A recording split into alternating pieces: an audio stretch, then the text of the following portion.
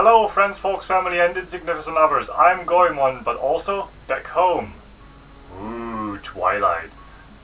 Please excuse the weird lighting situation as it is still night and I'm fast awake as I always am in the middle of the night, which is totally productive and not at all reasons through jet lag and such.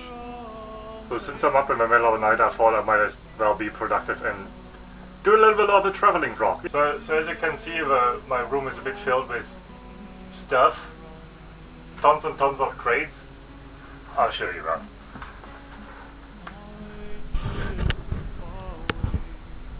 Same thing from over there.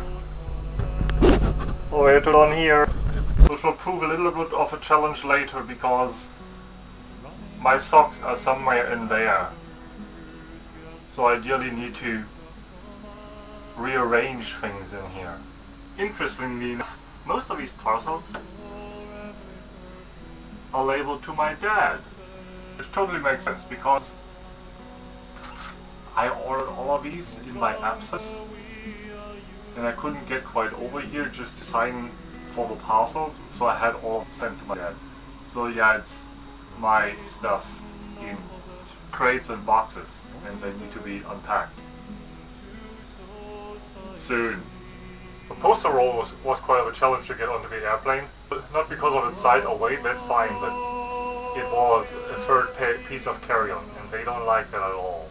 When I checked in my baggage at the Calgary International Airport, I weighted both of my suitcases at 23 kilograms, just the limit, and then realized that my backpack was weighing about 10 or 12 kilograms also, and they asked me to put a little bit of that stuff into the suitcase, which was already 23 kilograms, so thumbs up for Condor for asking me to produce overweight baggage. Luckily enough, at the point of check-in, I already had checked most of my heavier items, like the 4 kilograms of CDs, into this code. And really, nobody checks codes at the check-in, so you're free to put in here whatever weight you like. International air travels, I totally figured out your system.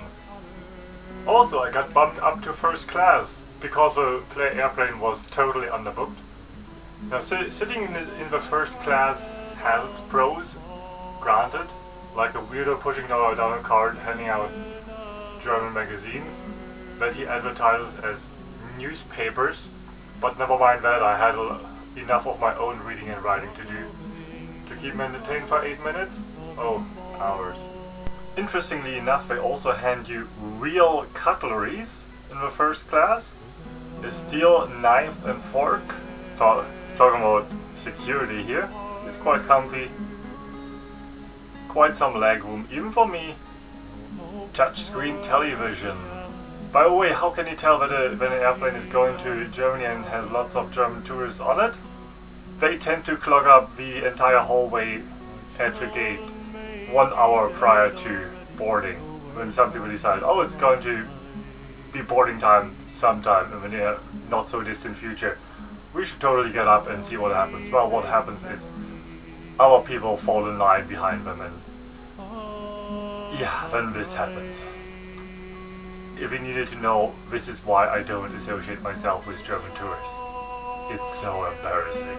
When I touched down in Frankfurt, I got to see the most awesome straight tunnel in the world. Or maybe not, but it's freaking amazingly boring. A true island of solitude. About 200 meters of tunnel that you have to walk or glide through. Plus, of course, 2.5 levels of stairs that need to be counted as well. Other than that, it's a nicely disorganized airport. Never mind that, I'm back home and I have to deal with lots of parcels. So, toodaloo. Wait, most awesome find so far? An Oscar Schmidt ukulele. But I cannot tune because I can't quite tune by ear yet. And my guitar tuner is somewhere in here. It might not even be in the same room anymore. I don't know. Second most awesome find. a package of biscuits. Well, almost. Packets with about 5 biscuits in it. My mom swears the package was full when she left it in here. Now it's not so much. Also, Christmas bakeries. Chocolate covered baked goods for Christmas season times. Which are about 1 year old. They're still good though.